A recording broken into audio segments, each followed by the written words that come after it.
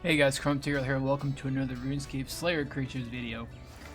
I already made a video actually about this a really long time ago, but I'm going to remake it because I have slightly better equipment and hopefully more experience. Alright, so once you hit level 71 Slayer, you can knock over a creature called the Seeker, or Seekers.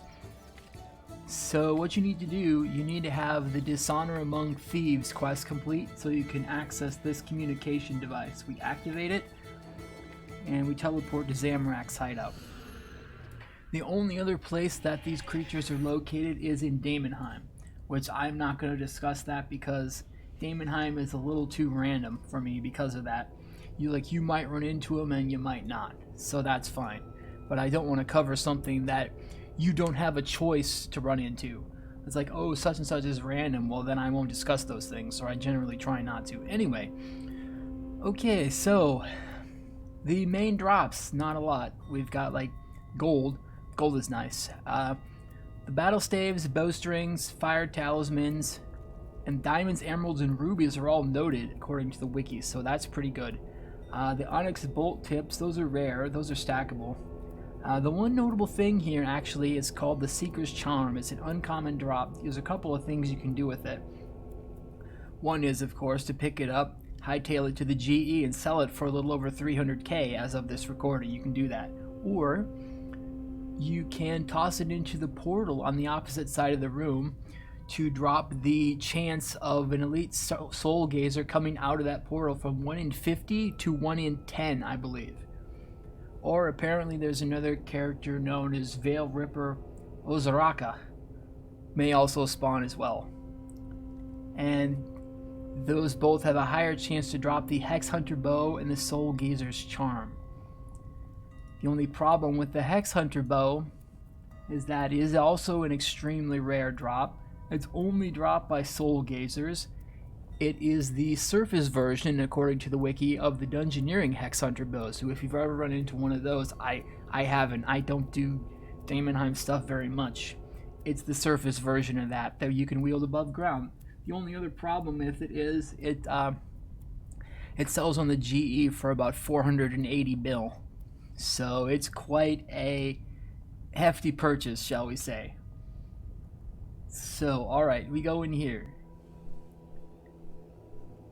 And these little guys are the Seekers right here. They have 24,000 hit points. Their weakness is thrown weapons. So anyway, then you just go to town. There are also, I thought there was a level discrepancy, or is it just a hit point discrepancy? There are some bigger ones over here that I remember looking at. Soulgazers. These have like 60 or 80,000 HP. Yeah, 40,000. 24,000 or 40,000. So yeah. So for the Soulgazer,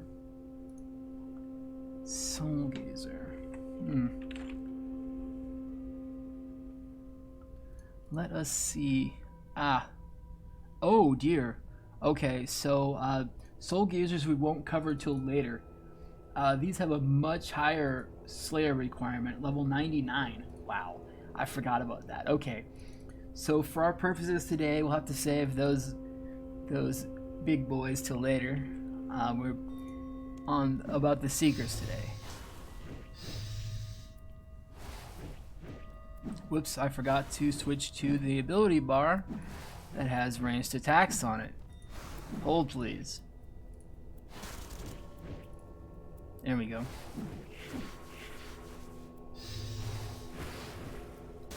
And they attack with magic too, so any ranged armor would be helpful that you may have. And also, I sometimes forget to mention this as well.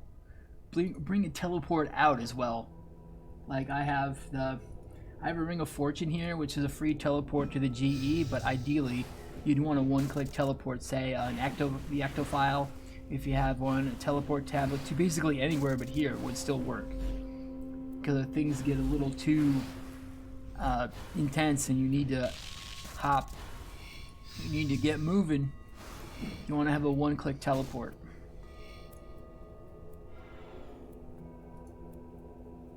Okay, fire talismans. Yeah, these are, I mean, overall, if you wanted to camp them, and I mean that, for almost every Slayer creature, that argument can still be made. Like, if you want to camp a certain creature, you can still make money if you have the dedication. Like, if you find a certain Slayer creature you really like, you really enjoy. For me, actually, that's Spiritual Warriors, and several other kinds too. Several other different creatures. And you can camp those, even though it may not be, quote-unquote, the best moneymaker out there. If you like it, you know, go for it. I mean, there are things that are better efficiency, but if you enjoy battling a certain creature that may not be, like, the best experience in the world, you can still make somewhat decent money at it. Depending, well, that also depends on the drops, but I mean, like, if you're consistent, basically. Ideally, you'd want to go for the best GP per hour for your level, but if there's something you like just because you like it, that's totally okay too.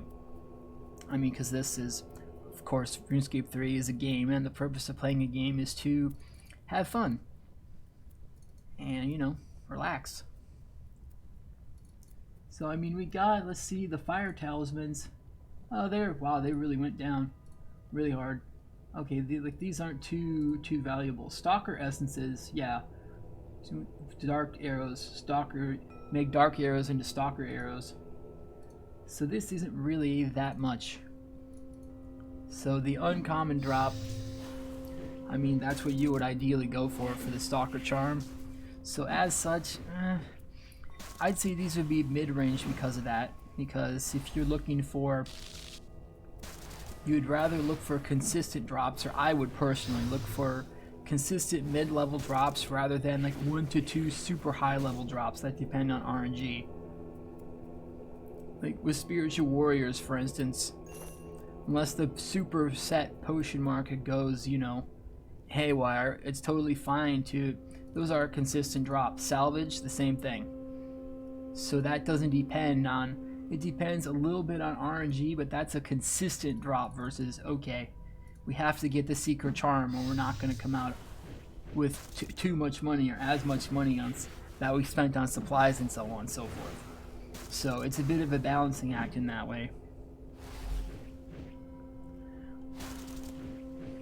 Also, I think on occasion, I don't know if it says it in the chat box, because I don't think I've gotten any just yet. The Seekers on occasion will also drop Dungeoneering tokens. If you do get those, they're dropped, apparently it says in the wiki, 100 at a time. And they are an uncommon drop. Oh, there we go. Speak of the drop right there. I've got the 100 Dungeoneering tokens, and I have way too many Dungeoneering tokens because I have not spent them, and I know that I should, because otherwise they're just sitting there doing nothing. Although I would personally prioritize the permanent drops rather than like recharges, and I have not looked into it. Like things I was training for, like smithing and herb lore, there's like the scroll of cleansing, and I think there's one for smithing as well. I can't remember if I have that one or not, but those are the permanent unlocks. So those are the things that you'd want to shoot for with that. But anyway, I think that's where we'll leave this one. Appreciate you guys hanging out. Be sure to like and subscribe if you enjoyed the content, and ring the bell and click the notification doodad to tell YouTube you want to see more content if you did enjoy it, or if you learned something new. Keep on going with your RuneScape journey and your life journey too. We will catch you all in the next one. See you.